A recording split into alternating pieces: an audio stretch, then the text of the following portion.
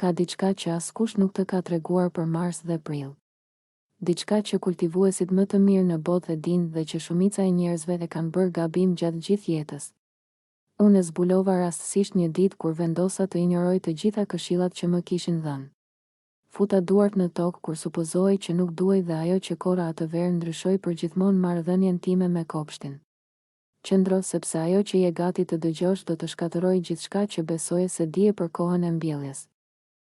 Unë jam Zana dhe nëse dëshiron të kultivosh ushqimin tënd në mënyrë inteligjente dhe produktive, të ftoj të abonohesh në këtë kanal ku ndajmë sekretet e vërteta të vetëmjaftueshmërisë.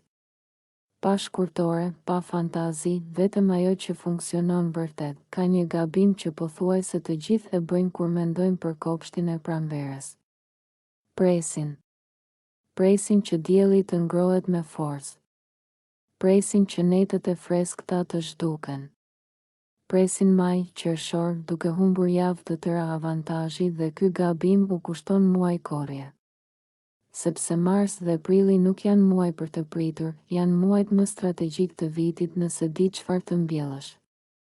Ka kultura që presin pikërisht këto kushte për të shpërthyer. Bim që nëse i mbjell tani do të japin një avantazh brutal mbi çdo kultivues tjetër në zonën tënde. Ushqimi vërtet, ushqyes, gati për tryezën tënde para se të tjerët të kenë përgatitur tokën e tyre. Do të ndaj me ty 12 kultura që do të demonstrojnë se pranvera nuk fillon kur bën nxehtë, por kur ti vendos që të fillojë. Dhe në fund do të jap këshillat që kam mësuar pas vitesh kultivimi në këto data dhe që bëjnë dallimin midis një kopshti mediokër dhe një të jashtëzakonshëm. Qëndro deri në fund sepse kultura numër 12 është ajo që më pak njerëz e mbjell në këto data dhe ajo që më shumë kthim jep. Numri 1. Patatet. Zorja që kthehet tokën tënde në një makinë ushqimi.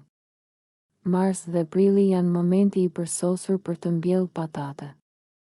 Dhe nëse nuk e ke bërë kurrë, përgatitu për një nga përvojat më të kënaqshme që ekziston në kopsht. Të mbjellësh një patate far dhe muaj më vonë të nxjerrësh një thesar zoresh është diçka që nuk e humb magjinë e saj pavarësisht sa herë e bën. Patatea ka nevojë për tokë që nuk është më e ngrirë, por që nuk ka as nxehtësi të tepërt. Mars dhe Prilli janë pikërisht ajo dritare e përsosur. Toka e freskët por aktive lejon që sythat të dalin ngadalë dhe të zhvillojnë sisteme rënjesh të forta dhe të thella para se të vijë nxehtësia e verës. Kur mbjella patatet e mia të para një 15 mars, nuk prisja çfarë ndodhi. Për qershor po nxirrja patate të madhësisë së grushtit tim me lëkurë të hollë dhe teksturë që nuk ka asnjë lidhje me patatet e supermarketit. Patatet e sapo koruara kanë një shije krejtësisht të ndryshme, më kremoze, më intensive, si të koncentronin shijen e tokës. Truku që ndryshon gjithçka është rritja e dheut rregullisht rreth bimës.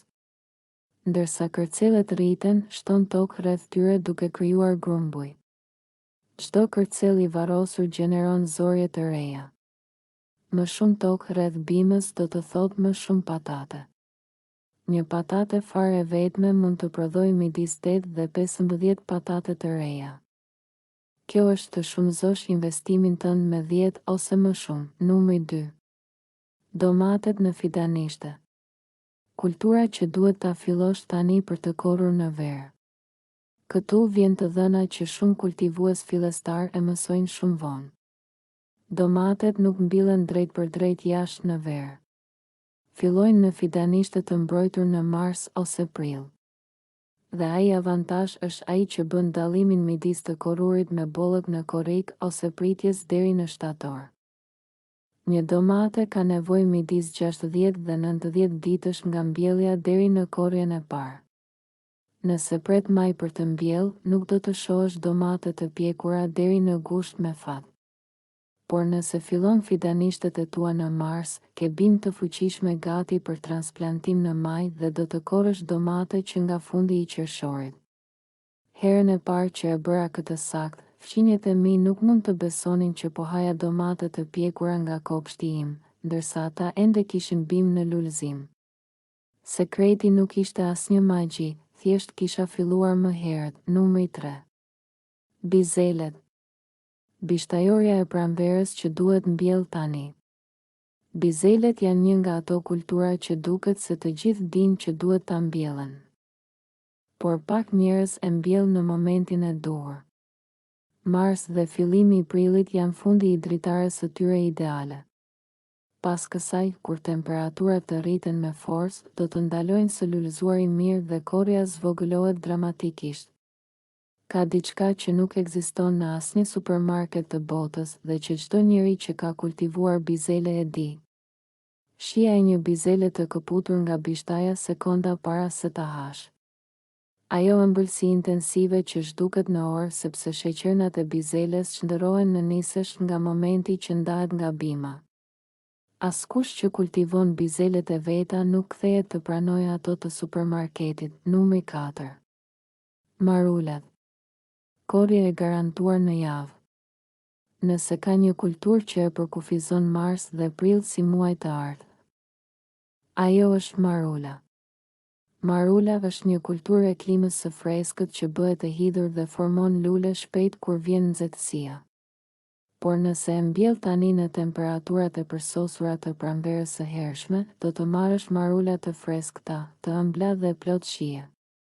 Në më pak se 4 javë nga mbjellja mund të jesh duke prerë gjethe të freskëta. Kjo është një kënaqësi e menjëhershme që i lidh me kultivimin çdo person që e provon. Marulat janë gjithashtu të përsosura për hapësira të vogla. Një balkon, një vazo, një kuti druri i ricikluar. Rrënjët e tyre janë pak të thella dhe rriten me gëzim në çdo enjë që ka drenazh të mirë. Numri 5. Qepët. Themelori që nuk mund të mungojë këtë muaj. Qepët e mbjella në mars dhe prill janë ato që do të zgjasin gjithë vitin. Ka një arsye teknike për këtë që pak njerëz e dinë dhe që pasi ta kuptosh, ndryshon përgjithmonë momentin kur i mbjell qepët. Qepët kanë nevojë për dritë për të formuar bulbin. Madhësia përfundimtare e bulbit lidhet drejt për drejt me sasinë e orëve të dritës që ka përjetuar bima gjatë zhvillimit të saj. Kur kora qepët e mia të para të mbjella në mars, dallimi ishte i dukshëm që nga momenti i parë. Bulbe kompakte me shtresa të formuara mirë që u ruajtën në gjendje të përsosur për muaj në vend të javëve. Kjo është vetëm mjaftueshmëri e vërtetë. Numri 6. Trangujt. Kultura e fidanishtes që shpërthen në verë. Trangujt janë një kulturë vere, por nëse pret të vinë nxehtësia për të menduar për to, mbërrin vonë. Mars dhe prilli në fidanishte të mbrojtur është kur duhet t'i fillosh. Një bimë e vetme trangujsh e vendosur mirë mund të japë midis 15 dhe 25 tranguj gjatë sezonin. Sekreti është t'i korrësh kur janë ende të rinj dhe të bullë. Trangujt e kopshtit kanë një teksturë krejtësisht të ndryshme nga ata komercial. Më të freskët, me më pak fara dhe atë lëkurë të hollë që nuk ka nevojë të qërohet. Numri 7. Karrotat. Sekreti është në mbjelljen e hershme. Karrotat e mbjella në mars dhe prill, kur toka është ende e freskët, prodhojnë rrënjë më të ëmbla, më të gjata dhe me cilësi më të mirë. Arsyeja është e njëjtë me zorjet e tjera. I ftohtë i bën që bima të shndërrojë një pjesë të nisë shtesë në sheqerna. Ka një trup me karrotat që vlen peshën e tij në ar. Kanë nevojë për tokë të thellë, të lirët dhe krejtësisht pa gur. Durimi është gjithashtu çelës. Karrotat mund të vonojnë midis 2 dhe 3 javë për të mbirë. Është normale. Numri 8. Fasulet e gjelbra. Prodhuesi i palodhur i pranverës së vonë. Fundi i marsit dhe sidomos prilli janë momenti i saktë për fasulet e gjelbra. Fasulet e gjelbra janë një nga kulturat më mirënjohëse që ekzistojnë. Javë të pakta pas mbjelljes janë tashmë në lulëzim dhe nga lulet të bishtajat kalojnë vetëm ditë. Një pasdite korrje mund të japë kilogram fasule të freskëta. Numri 9. Borziloku në fidanishte. Bari aromatik që transformon gjithçka që gatuan. Borziloku është një kulturë mesdhetare që e do nxehtësinë dhe e urën të ftohtit. Nuk mund ta mbjellësh drejt për drejt jashtë derisa netët të jenë të ngrohta, por mund ta fillosh në fidanishte të mbrojtur që nga Mars. Sekreti për ta mbajtur borzilokun duke prodhuar është të mos e lësh të formoj lule. Sa po të shfaqet një syth lulesh, preje. Kjo e mban bimën në mënyrë vegetative, duke prodhuar gjithnjë e më shumë gjethe, numri 10. Kungulleshkat në fidanishte. Ajo që prodhon aq shumë sa do të përfundosh duke i dhuruar. Kungulleshka është e famshme midis kultivuesve për një arsye shumë specifike. Prodhon aq shumë sa në mes të sezonit nuk di çfarë të bësh me aq shumë kungulleshka. Dhe ai problem që duket si shaka është shenja më e mirë që kopshti yt po funksionon. Një bimë e vetme kungulleshke e vendosur mirë mund të prodhojë më shumë se 10 kungulleshka gjatë sezonit. Numri 11. Lule shtrydhet. Fryti që të gjithë e duan dhe pak e kultivojnë sakt. Mars dhe prilli janë momenti ideal për të mbjellë lule shtrydhe ose për të shumëzuar ato që ke tashmë. Lule shtrydhet janë një kulturë shumë vjeçare që pasi të vendoset prodhon vit pas viti me shumë pak përpjekje shtesë. Dallimi midis një lule shtrydhe supermarketi dhe një lule shtrydhe të sapokoruara nga bima jote është aq i madh sa duket si fruta të ndryshme. Numri 12. Panxhari. Superushqimi i harruar që duhet ta rikuperosh. Mbyllim me panxharin dhe kjo është kultura për të cilën të fola në fillim, ajo që më pak njerëz e mbjell në këto data dhe ajo që më shumë kthim jep për hapësirën e zënë. Panxhari nuk prodhon vetëm zorën e ëmbël dhe ushqyese që të gjithë e njohin. Gjethet e tij janë plotësisht të ngrënshme dhe ushqyese. Kur mbjell panxhar në Mars, ke gjethe të buta për sallata në javë dhe rrënje të pjekura për të korrur në verë. Tani, para se të shkosh drejt për drejt të përgatisësh tokën, lejo të ndaj 3 shtylla që bëjnë dallimin midis kultivuesit që arrin rezultate dhe atij që mbaron i frustruar pas sezonit të parë. Përgatitja e tokës është absolutisht gjithçka. Nuk ka farë mrekullie që rritet mirë në tokë kompakte, pa oksigjen dhe pa lëndë organike. Para se të mbjellësh çdo gjë, punoje tokën tënde në thellësi. Kur toka të jetë gati, inkorporo kompost të pjekur mirë. Jo pleh i freskët që mund të djegë rrënjët, por kompost i dekompozuar plotësisht. Fidanishtja është mjeti yt më i fuqishëm. Një nga dallimet më të mëdha midis kultivuesve që korrin me bollët dhe atyre që luftojnë çdo sezon është përdorimi i fidanishtes. Shumë kultura vere nuk mbillen drejt për drejt jashtë. Fillojnë në fidanishte të mbrojtur në Mars dhe prill. Ujit me inteligjencë, jo me tepri. Pranvera e hershme ka një kurth që zë shumë kultivues.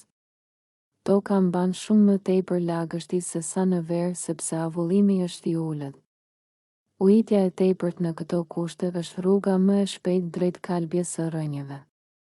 Para se të ujisësh, fut gishtin në tokë deri në nyjen e dytë. Nëse është e lagët, mos ujit ende. Dhe kur të ujisësh, bëj gjithmonë në mëngjes. Kur natën, ja ku i ke 12 kulturat që demonstrojnë se Mars dhe prilli janë porta e hyrjes në sezonin më produktiv të vitit. Kur prodhon ushqimin tënd, kur di saktësisht çfarë ka në atë që han, kur zvogëlon varësinë tënde nga një zinxhir ushqimor që nuk e kontrollon. Po ndërton diçka që ka një vlerë që nuk shfaqet në asnjë etiketë çmimi. Po ndërton vetëm mjaftueshmëri të vërtetë. Momenti për të mbjellë është gjithmonë tani. Jo javën tjetër, jo kur të bëj më nxehtë, jo kur të kesh më shumë kohë. Tani. Çdo javë që kalon pa mbjellë është një javë korrieje që nuk do ta kesh. Cila kulturë nga këto 12 do të mbjellësh e para? Më trego në komente sepse i lexoj të gjitha.